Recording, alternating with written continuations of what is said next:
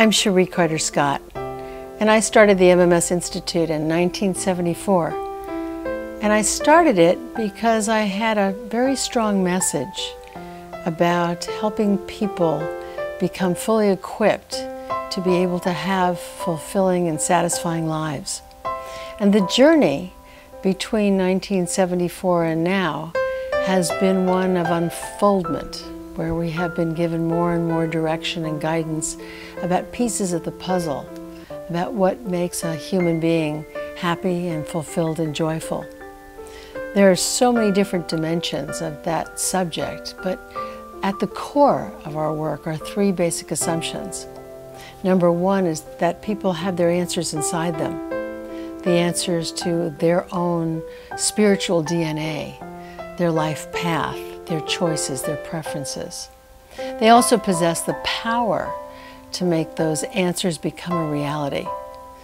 And thirdly, that people can have their lives be the way they want them to be. So everything we do at MMS is based on those three assumptions, and we hold them as really important and precious.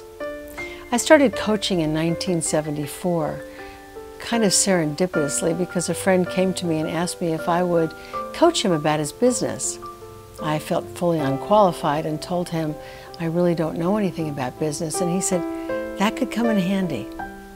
He was my very first client, and I just asked him simple, curious questions because I was curious, because I wanted to understand and I wanted to know about him and his purpose, his passion, and his power.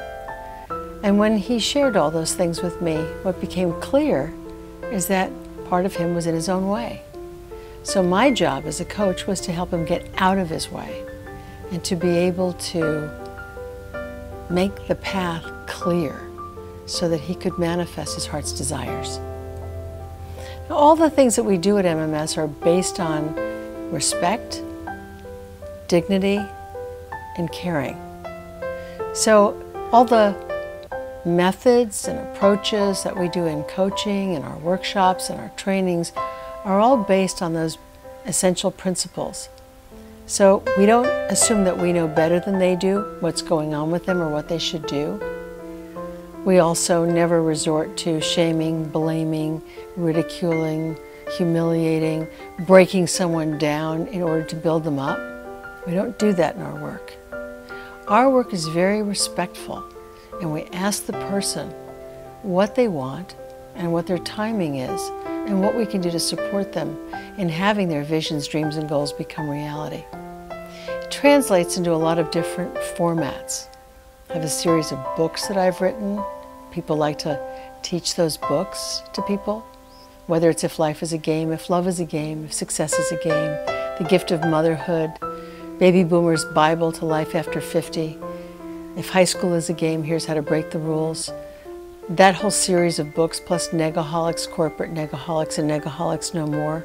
And then there are a series of new ebooks, The Waves of Change, The Art of Giving. Our books are designed to help people through a specific transition, because usually when somebody has their life in a state of being predictable, controllable, and stable, they know what to do, they know what's expected, and they're in a particular groove where they can execute what they want to do. It's usually when they're making a step into a new dimension, a step into greatness, a step into a bigger, broader, bolder statement of themselves, that the issues start coming up to the surface. Who are you? Who do you think you are? What makes you think that you can be that great? So those are the times when we help coach people through those transitions and also offer programs to be able to help them understand themselves and to manage that gap between here and there. We live in times of rapid, massive change. It seems like everything's changing simultaneously, and that can either be terrifying or exciting and exhilarating. For some people who like to maintain the status quo, the change can be threatening. For people who like change and embrace newness, it can be particularly thrilling.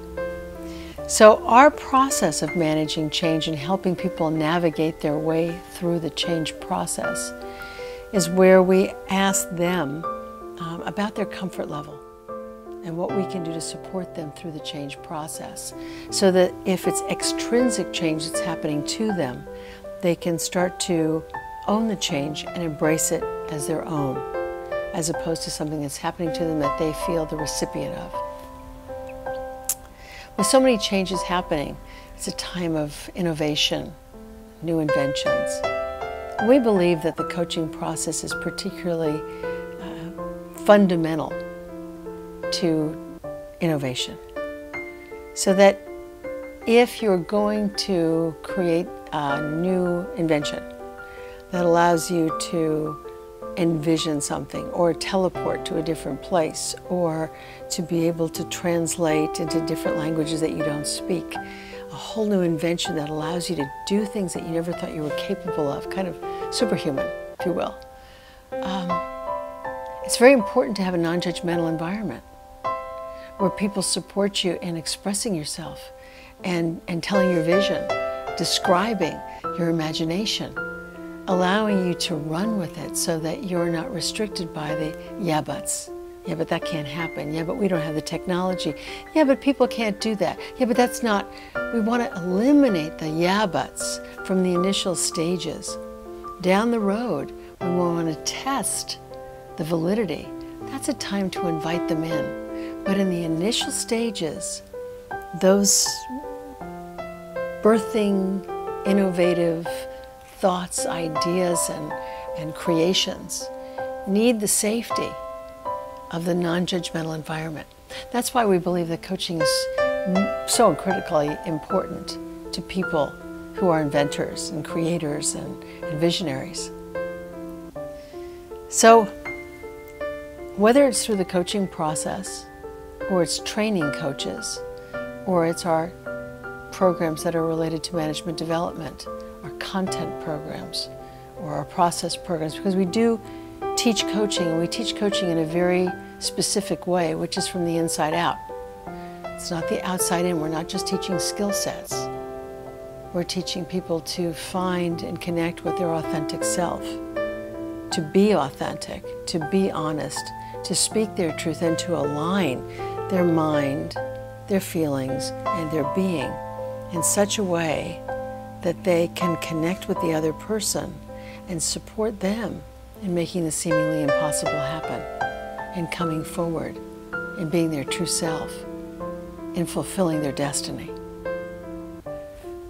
So at MMS, we truly love training coaches. It's a process that's very delicate because we're training them to facilitate another person birthing their truth. But at the same time, we're facilitating that person becoming really integrated and one with themselves, so that they're not all over the map, so that they're not fragments of themselves, so that they're not a variety of subpersonalities who are trying to grab a hold of the microphone. My turn to speak, my turn to speak. No, it's mine. But they're really one with themselves, and they're in service of the other person speaking their truth. For me, training coaches is one of the purposes of my life. It's not the only purpose, but it's a big purpose. Because I feel as if as each person starts uncovering and discovering and reconnecting with their essential self, the lights go on. And the more lights that we can turn on around the globe of people honoring themselves and each other, the more we can create a world that works for everyone. And that's really what MMS is all about. So these days, I'm spending a lot of my moments visiting places like Thailand and China, Europe, Holland, a variety of places, Switzerland, and helping people in those places come to terms with the same things that we do in North America. For instance, in China, they have a history of Confucianism and then communism, and then they have the one-child generation. So they have a lot of top-down messages of you should be like this, and you must do like this, and this is how it has to be. So we find China in a real state of flux right now with a whole generation of up-and-coming young leaders who don't know how to manage themselves, who don't know how to make choices, who don't know how to be able to live their lives from an inner-directed place as opposed to just following orders and doing what they're told to do. So the whole world is starting to open up to this concept of coaching and empowerment, which is so very powerful. And I feel that my job here is to see before I transition if I can lay the groundwork for the enlightenment and the shift in thinking on planet Earth. Thank you for listening.